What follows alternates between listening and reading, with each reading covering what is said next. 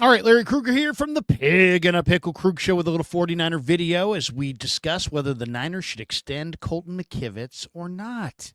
And, of course, we're brought to you by Pig and a Pickle, the best barbecue in all of Northern California. Check them out. They're in Emeryville. They're in Corte Madera. They're open 7 days a week from 11 a.m. till 8 p.m. or until they run out. And they do run out, so get there early, get some brisket chili. Tell them that Krueg sent you. We're also brought to you by LearnKey Upskill Academy. They're an online learning platform designed to get you job ready in 6 months or less, whether you're interested in IT, cybersecurity, could be any high-demand field. They offer over 30 certification programs to help you take that next step in your professional career. They've been in business for 37 years. They've worked with over 200,000 students along the way, and they place about 100 every month in well-paying jobs. So the link's in the description below, LearnKey Upskill Academy, and thanks to them for being proud sponsors of the Krueg Show. All right, let's talk Colton McKivitz. Should the Niners extend Colton McKivitz, their starting right tackle, or not? This is a tough decision for the 49ers because it's a very important year for the Niners at the offensive tackle spots. They need Colton McKivitz and Trent Williams to stay healthy. These are their two top offensive tackles, and if they're going to bounce back from their 6-win season and go to the playoffs and contend for a Super Bowl, they're going to need solid tackle play from McKivitz and Trent Williams. Now, McKivitz is currently on a 1-year, $7 million extension, which was a very cost-beneficial, very cost-favorable contract for the team, right? With only $4.55 million of guaranteed money. So on one hand, he's been a bargain. And he's coming off a year where he actually played some of his best football. He's getting better. So the question is, should the Niners extend him or not? Well, let's talk about the pros and the cons. Why don't we start with the negative? Let's start with no, they should not re-sign Colton McKivitz. McKivitz is a free agent at season's end, and last year PFF ranked him 52nd out of 66 offensive tackles with an 85.9% pass block win rate in 2024. So that's where he's rated. He's not rated in the top 5. He's not rated in the top 10. He's not rated in the top 20. He's 52nd out of 66 offensive tackles in pass block win rate from last year. So it's easy to go, you know what? No, don't give this guy an extension. You can do better. Whatever you do, don't extend this guy. So I think that's the first thought. And the Niners to this point either have yet to get to the McKivitz extension and they're getting there, or they agree with that notion that, you know what, yeah, McKivitz is serviceable. He's all right. But 52nd out of 66 offensive tackles does not make you want to run out and say, yes, let's extend this guy. But then you take a closer look. Okay, now let's look at some of the other factors here. One, Trent Williams is 37 years old, okay? And there's no question. He says he might play 5 more years, but realistically, is he? No. He's probably going to play a year or two. He's probably going to wind up playing this year and maybe one more year. He's 37, and he's playing a tough position. Left tackle is a tough position.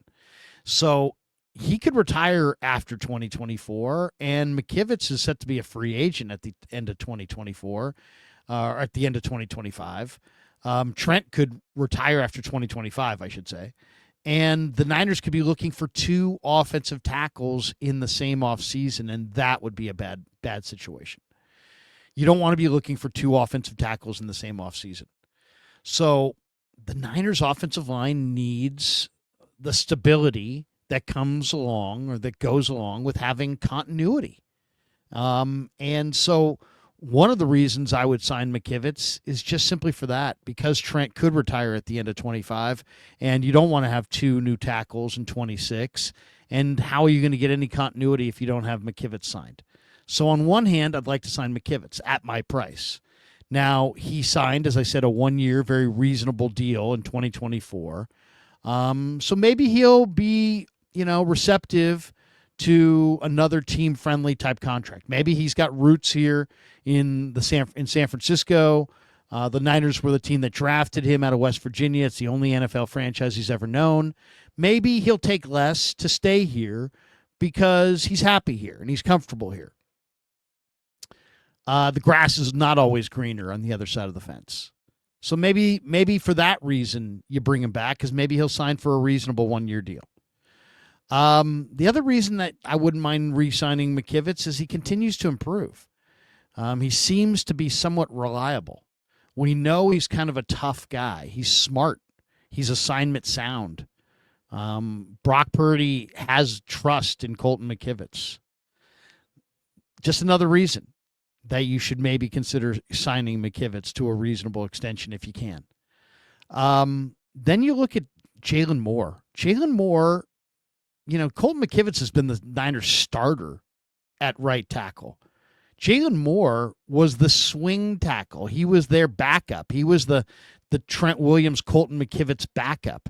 He just got 3 years and $45 million from Kansas City in free agency. He just got $15 million a year. Jalen Moore, ladies and gentlemen, is now the NFL's 15th highest paid offensive lineman in the entire league. Jalen Moore. So that's where the market is. So suddenly your 1 year, $7 million deal on McKivitz looks like a bargain. And if you could get him at 2 years at 22, maybe that would be worth doing. Then you look at the Niner backup offensive tackles. You got Spencer Burford, who's a converted guard, hasn't played offensive tackle since he was at University of Texas at San Antonio.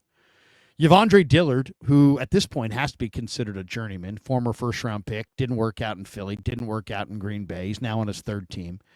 And then there's Austin Pleasance, and I've been very, very bullish on Austin Pleasance because he looks great. He's in terrific shape. He's having a wonderful offseason. He's incredibly fast at 6'7", 330. But, I'm not a fool. I mean, I do know that the 49ers are his seventh NFL stop. So, it's not like you're loaded with great offensive tackles. You don't have a blue chipper sitting there waiting. If anything, you're probably going to have to invest next year's first-round draft choice in an offensive tackle. So for knowing that where you're looking at Dillard and Pleasance and Burford, and looking at what Jalen Moore made in free agency, and looking at what McKivitz has done and how he continues to improve, and he actually put on some good weight in the offseason. He looks bigger, stronger. He knows he's in a contract walk year. He knows it's a big year for him. But I think it would be the smart move would be to approach McKivitz right about now and say, hey, how about a 2-year, $20 million extension? 2 years, $20 million extension. We get you for the next 2 years at instead of $7 million a year. Well, how about $10 million a year with some incentives?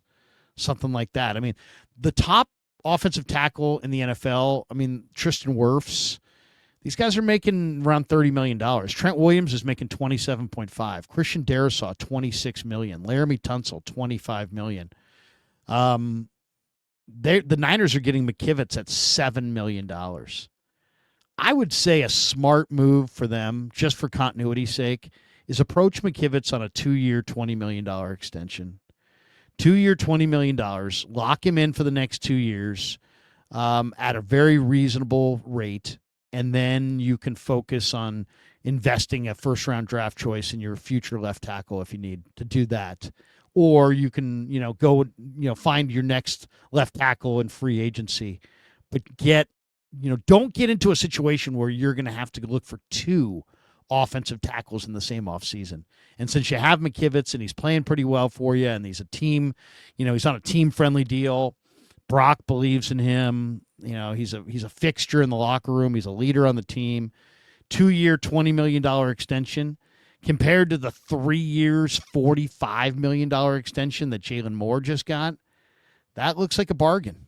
It looks like a relative bargain. So that's what I would do. I would say the question of the video, should the Niners extend Colton McKivitz? Well, the easy answer is no. He's ranked 52nd out of 66 offensive tackles in pass block win rate, according to PFF. No. But then you look at the situation and you're like, Trent's 37. How long is he going to play? You don't have a backup there. McKivitz is getting better. He's a team leader. Jalen Moore just got broken off a ton. McKivitz is almost sure to get that kind of a contract in the offseason.